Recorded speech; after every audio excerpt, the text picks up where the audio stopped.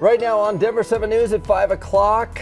Wow, what a difference a day makes in Colorado. Welcome to Friday here. Snow is starting to fall in some parts of the metro already this morning as we take a live look from Red Rocks, where a lot of events were scheduled this weekend. We are in the middle of a major weather shift. Yeah, there is still one graduation planned for Red Rocks this morning at 9 a.m. Evergreen High School. Hope they're ready for that. Yeah. It was like summer yesterday. It was. And now we're back to this winter weather. Snow and rain.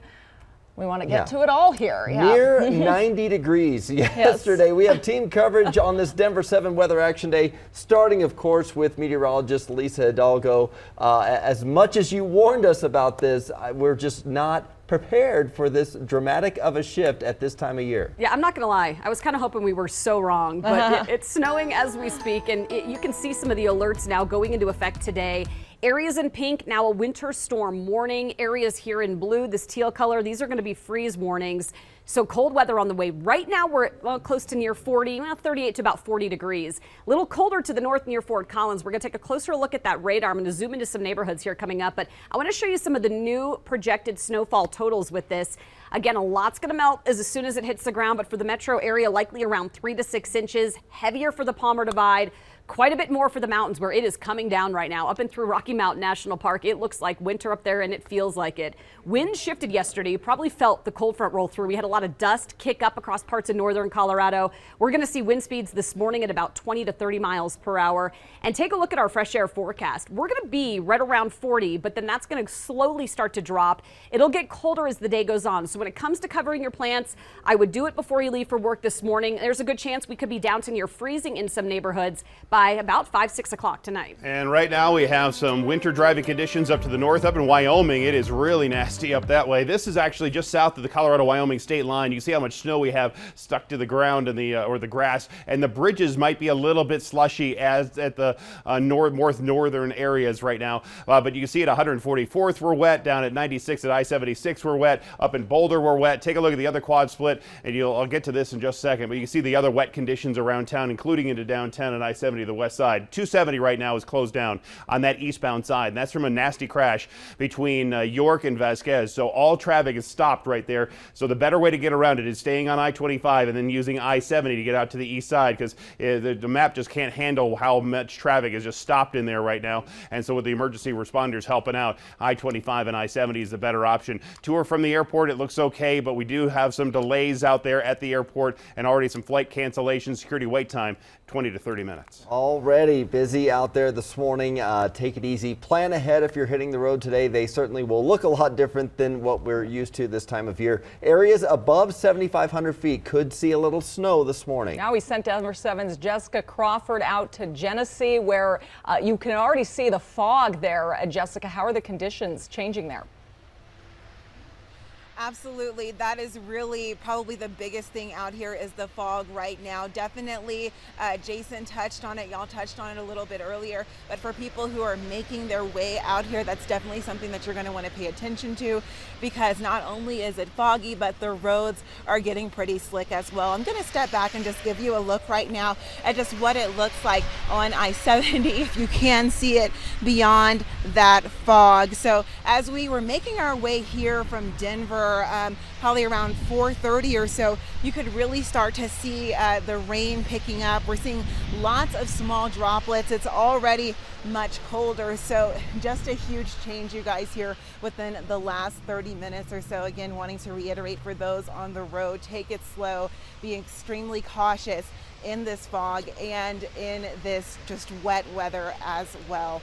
Live from Genesee, I'm Jessica Crawford, Denver 7. Yeah, traction will be an issue. Visibility obviously will be an issue if you're in the foothills. CDOT says its crews are on full snow shift ahead of the storm. They say warm pavement temperatures will likely turn the snow into heavy slush, especially in the I-70 mountain corridor. It also suspects I-25 between Denver and Monument to be challenging for drivers. CDOT is asking drivers to plan ahead, maybe to avoid travel altogether over the next 24 hours or so. Check your tire tread and your air pressure as well, and of course give the plows their space. Snow teams are also fully deployed out of DIA this morning. We just checked FlightAware. Right now 186 flights are canceled and 15 are delayed. Xcel Energy also has crews ready to respond to any power outages if branches fall on power lines. Right now, we don't have any outages reported, but when that heavier snow comes down, it is expected to damage those trees that have already leafed. You can report an outage to Xcel by texting OUT to 98936. You can also call the 800 number on your screen, or you can report on Xcel's website.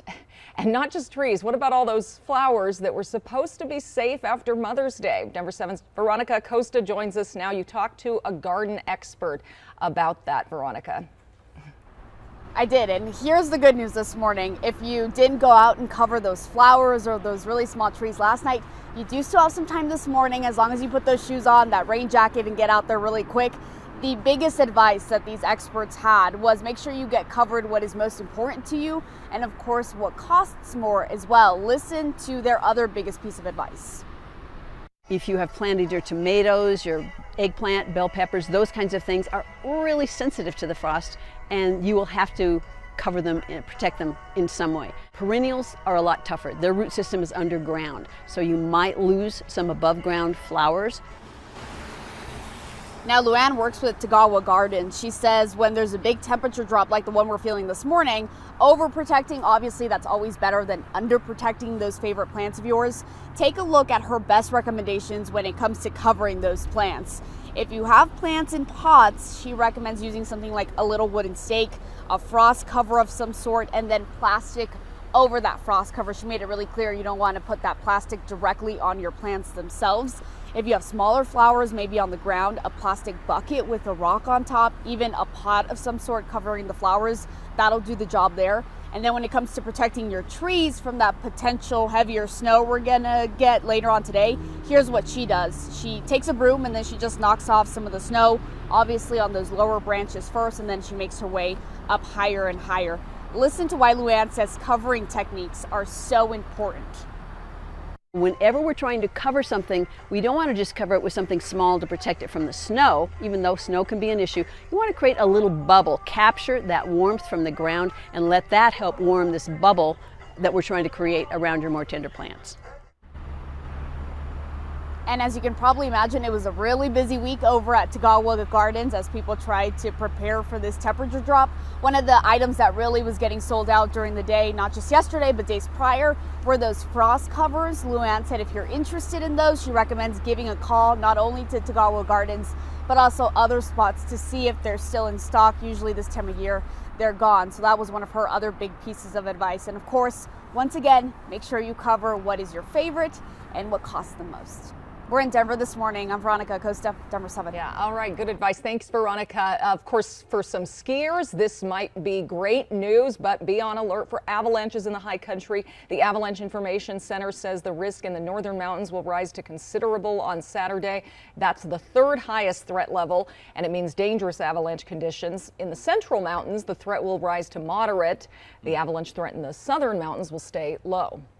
Yeah, maybe not the time to be exploring the backcountry right now. Stay with Denver 7, though, as we stay ahead of the storm. Download the Denver 7 Plus app to your streaming device and the 24/7 weather stream there to check the forecast whenever you need it. Hey, after a strong start to the series, the pressure is on now for the Avs. This one stung a little bit last night. The Avs fell behind to the Blues midway through Game 2 and just couldn't recover. They lost 4-1, so the series is now even at a game apiece. We didn't have our jump tonight. Our execution was off. Just weren't feeling it. Just fighting it out there, and it's unfortunate, but it's 1-1.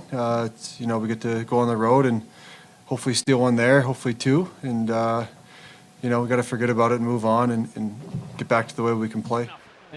Yeah, they got to get at least one back now. The next two games will be in St. Louis. The first is Saturday, and then they'll play again on Monday. Lisa. It's only one game. Plenty more to come. Now at just about 5:10, it is a Denver 7 weather action day. Rain and snow already falling in some spots. I want to show you where it's coming down at this point. Northern Front Range Mountains, as you get in through parts of Larimer and Boulder counties, already seeing some pretty good snowfall. We have rain here along I-25, and then north of there, as you get closer to the Wyoming border, it's been mixing with some of that snow. Here in town, we're seeing a light mist. The roads are going to get wet. Showers will continue to develop.